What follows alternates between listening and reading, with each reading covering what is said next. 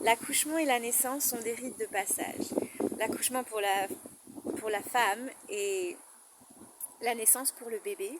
Et comme tous les rites de passage, à ce moment vont se créer des pensées et des croyances qui vont informer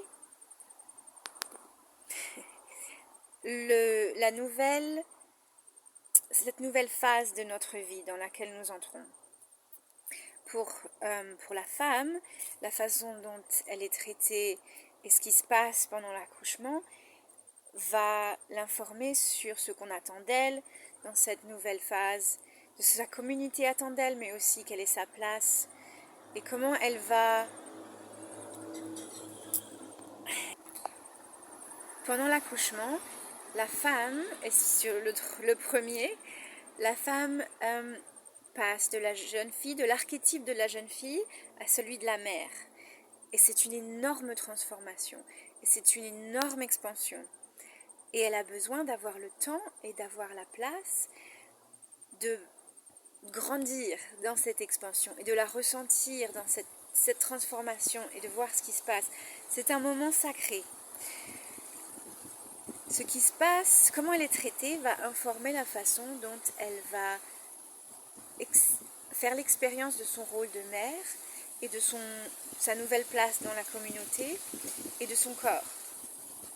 Et comment elle va pouvoir faire le lien avec son bébé. Est-ce qu'elle va avoir la place de suivre son instinct et de traiter son enfant de la façon dont l'enfant a besoin d'être traité.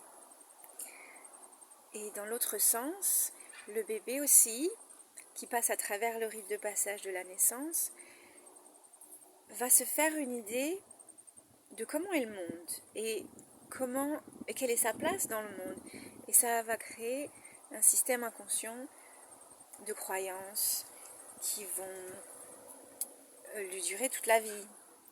Après, s'il s'en rend compte, on peut travailler avec, mais ce sera toujours là. On est imprimé avec ce qui se passe. Est-ce qu'on va être heureux après la difficulté potentielle de la naissance? Est-ce qu'on va être reçu, accueilli avec amour? Est-ce qu'il va se sentir rassuré? Ou est-ce qu'il va être dans la peur et dans le drame, enlevé à sa mère, touché avec des gants en plastique? Et tout ça, ce sont des choses auxquelles on peut penser quand on va devenir des parents. Et il faut savoir que le rôle de l'hôpital n'est pas que vous ayez un rite de passage serein. Il ne veut pas qu'on grandisse en tant que femme et en tant que mère dans notre pouvoir. Ils ne sont pas là pour ça en même temps. Ils ne sont pas là pour le sacré. Ils sont là pour sauver notre vie quand il y a un problème. Mais ce qu'il faut savoir, c'est que la naissance en soi n'est pas une urgence médicale. Et si on arrive à l'hôpital et qu'il n'y a pas d'urgence médicale, l'hôpital va en créer une, parce que c'est ça leur job, c'est ça leur rôle, et c'est ça leur travail. Et donc, ils ne comprennent pas ce que c'est qu'une naissance physiologique, où on ne touche pas, où on ne fait rien, où on supporte, où on attend, où on est témoin. Ils sont là pour intervenir, et chaque intervention leur rapporte du fric, beaucoup de fric, surtout si les gynécologues sont dans le mix. Les infirmières, pas tant que ça, mais est-ce qu'elles n'ont pas toujours le choix d'intervenir? Parce qu'il y a ils n'ont pas été entraînées à ne pas intervenir déjà, mais il y a aussi des protocoles à l'hôpital qui font qu'elles n'ont pas vraiment le choix.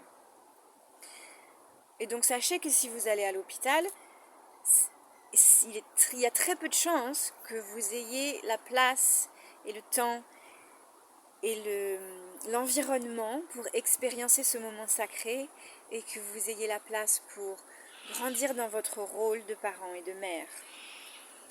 Et qu'il y ait beaucoup de chances que ce ne soit pas ni vous ni votre partenaire qui soyez les premiers à toucher le bébé, ou que vous ayez le bébé directement sur votre poitrine, ce dont le bébé a besoin, c'est ça qui s'attend à recevoir après être né.